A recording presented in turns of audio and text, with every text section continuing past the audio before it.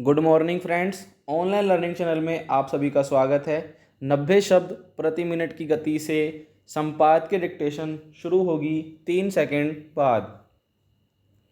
Start. पिछले महीने ही राजनीतिक प्रेक्षकों ने अपने आकलनों में इस बात की संभावना जता दी थी कि असम के राजनीतिक समीकरण में मुद्दों के समांतर नेताओं के कद पद का जो गणित बना है उसमें चुनावों के बाद कुछ नई तस्वीर उभरेगी, मगर वह चौंकाने वाली नहीं होगी। दरअसल किसी चुनाव में अगर सत्ताधारी पार्टी को जीत मिलती है तो उसका श्रेय आमतौर पर तत्कालीन नेतृत्व को मिलता है। इस लिहाज से देखें तो असम में जीत के बाद सर्बानंद सोनोवाल का पक्ष मजबूत लग रहा था, क्योंकि लगातार 5 साल की सत्ता के बाद उनके नेतृत्व में लड़े गए चुनाव में भाजपा ने अपने सहयोगियों के साथ राज्य में मजबूत जीत दर्ज की। मगर राजनीति में पर्दे पर जो दिखता है उससे इतर भी कई तस्वीरें आकार ले रही होती हैं। राज्य सरकार में ऊंचा कद रखने वाले हिमंत बिस्वा शर्मा ने जमीनी स्तर पर इस चुनाव में भाजपा की वापसी के ठोस रास्ते तैयार किए, और यही वजह है कि काफ़ी जद्दोजहद और आशंकाओं के बावजूद भाजपा ने राज्य में फिर से अपनी सत्ता बरकरार रखने में कामयाबी हासिल की। माना जा रहा है कि इस चुनाव में भाजपा के जितने भी विधायकों ने जीत हासिल की है उसमें हिमंत के समर्थकों की तादाद बड़ी है। यूं भी हिमंत बिस्वा शर्मा को असम में राजनीति के एक कुशल बाजीगर के तौर पर देखा जाता रहा है।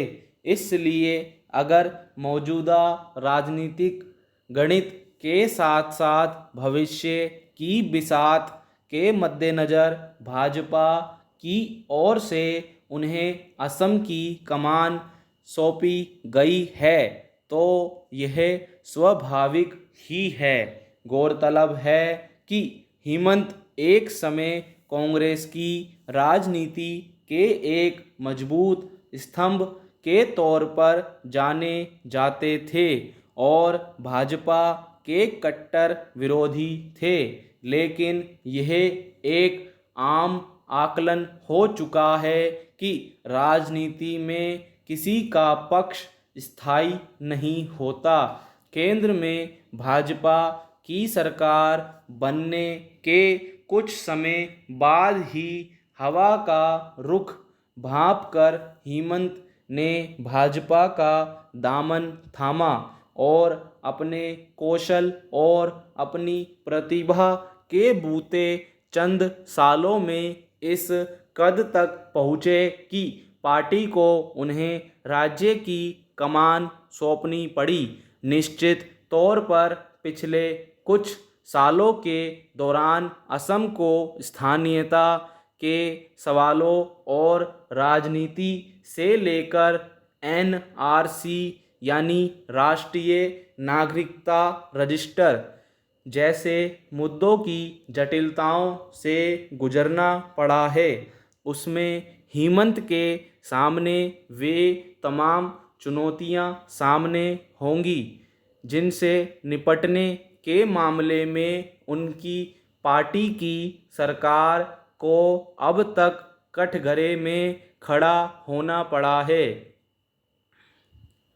दरअसल हिमंत बिस्वा शर्मा को जिस तरह कुशल राजनीतिक के तौर पर देखा जाता रहा है, उसमें यह उम्मीद भी की जा रही है कि वे राज्य के हित में पार्टी की राजनीति के मुताबिक संतुलन के सधे कदमों के साथ आगे बढ़ेंगे। मसलन एनआरसी के मसले पर उन्होंने इस पर अपने भावी रुख का संकेत दे दिया है। उनका कहना है कि वे सीमांत जिलों में एनआरसी में शामिल 20% और अन्य इलाकों में 10% नामों का सत्यापन चाहते हैं। अगर नगण्य गलतियां पाई गईं तो मौजूदा एनआरसी का काम आगे बढ़ेगा।